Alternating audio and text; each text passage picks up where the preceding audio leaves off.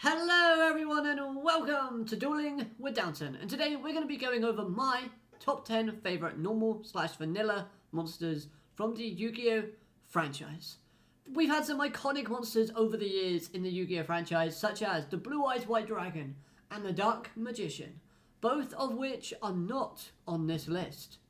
Now, we'll not be including cards from Yu-Gi-Oh 7s, simply because I want to wait until 7s is over in order to properly do a video in the future based on those monsters.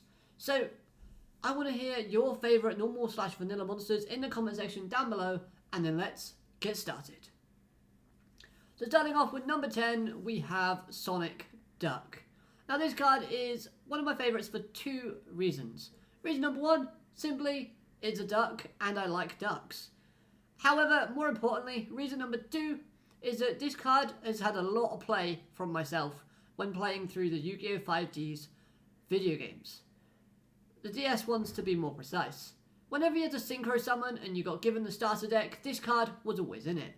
And honestly, it's a nice simple card that has a good attack stat with a level that works well with synchro summoning. So if I'm ever in need of building a synchro deck, I find myself often gravitating towards this card, putting it in, because it does match up well when linking it up with a level 2 or level 4 tuner type monster. So yeah, I've had some good memories with this card. I like the design, I like the fact it's based off a duck, and it's number 10. So number 9, we have Knight Sapphire. I really like using the Knight archetype, and when looking at the 3 cards that are normal/vanilla monsters from that archetype, and then also looking at what my playstyle is like, that of course being defensive, I kind of thought, which one matches that more? And then, of course, Sapphire came out on top. Knight Sapphire has a defense stat of 2100. Plus, is named after one of the gems that I like most, which is Sapphire Blue. So yeah, Knight Sapphire, number 9. Number 8, Beta the Magnet Warrior. Now I remember watching the Yu-Gi-Oh! Duel Monster series and thinking way back when I was a kid, wow, this card is cool. It's a decent level 4 monster with a decent attack stat, and it's pretty good for adding into any sort of starter deck to kind of help give you a bit of a boost to overcome the stronger yet weaker monsters. So Beta the Magnet Warrior, with your support and because of your design mostly, I'm putting you at number 8. Number 7, Luster Dragon. A really strong dragon type monster that is a must-have in any dragon type deck. This card, I always gravitate to searching for it whenever I start a new dragon type deck. I always grab 3 copies of them in any game or just buying it online as a physical card, which I don't do much of. Pretty shit. But then again, this card has 1900 attack, making it a very strong level 4 type monster. So not only is it strong, but it's easy to use, and you can use it right off the bat if you draw it in your first hand. I like the design, I think the colour schemes work really well as well, and overall, it's just pleasant to look at.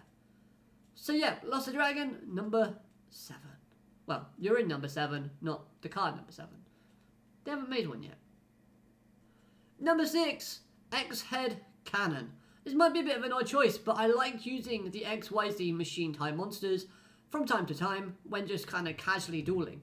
It's a type of fusion summoning that doesn't require polymerization, and when looking again at the cards that are normal/vanilla type from this archetype, then this one came out on top. Being that it's stronger out of the lot, and the fact it's a good card and it's a great standalone card on its own, with its 1800 attack points that easily can go into any deck and kind of find a nice placement within it.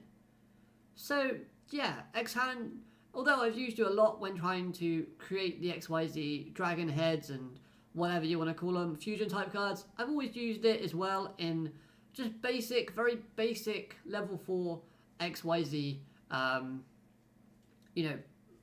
material type of archetypes.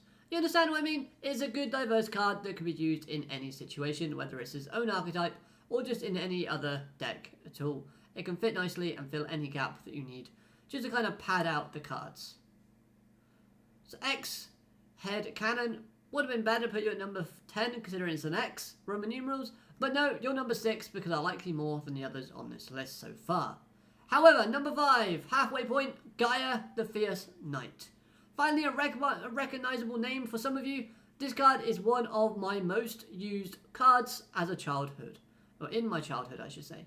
I remember using this card a lot when I was dueling with my friends, but unfortunately this card just wasn't strong enough to give me the wins I needed. So those memories aren't all happy. I find the design really cool, plus its new support recently that it's got given in recent years I thought had made the card more viable and better to use. So number 5 I think is a nice spot for Gaia the Fierce Knight. Number 4 is Queen's Knight. Watching Battle City and seeing Yugi using the trio of knights I thought was just brilliant, and using the trio of knights within the Yu-Gi-Oh video games is a great way and an easy way of summoning 3 monsters at once with effects. And yeah, it was just awesome to use.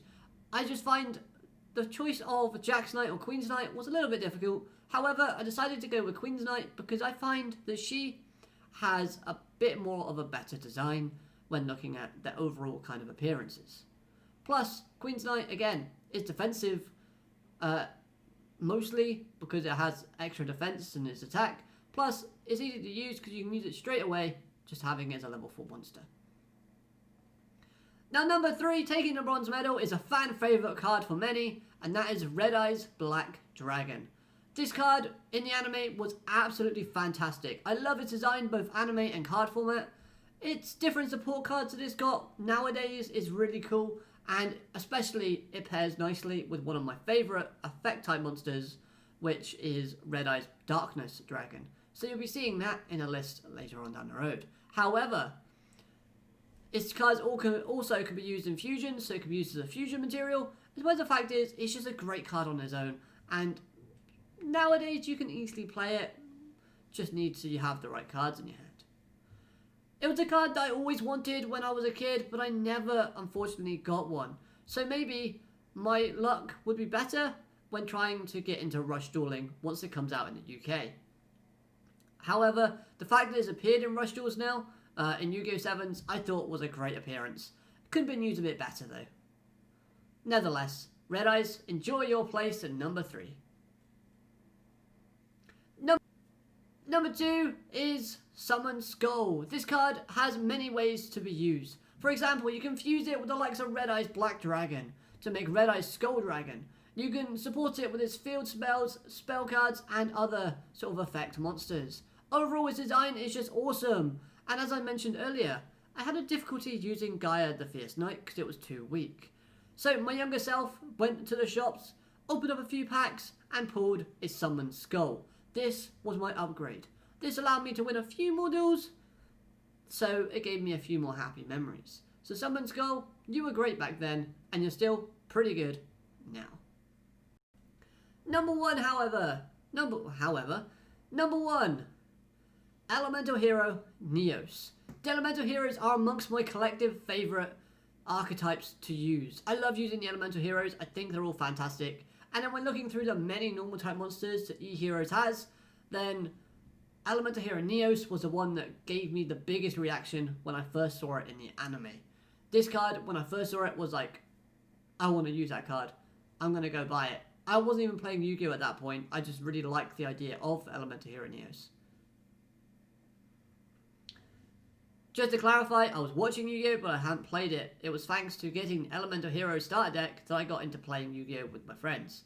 So, again, looking back and how I used it all the time in Duel Links whenever I play. Because it's a great centerpiece for the Elemental Hero archetype. And when you build an Elemental Hero deck, Neos has a lot of support cards, so it's very viable and very good to use. Again, its debut in GX on screen was absolutely amazing. Acting as a hero I wanted to be as a kid and just being impressive. Yet, it's got a very simple design, but is also very effective. So, its support cards and my memories of it give it my placement as my favourite normal/vanilla type monster. So there you have it, those are my top 10 favourite normal cards from the Yu-Gi-Oh!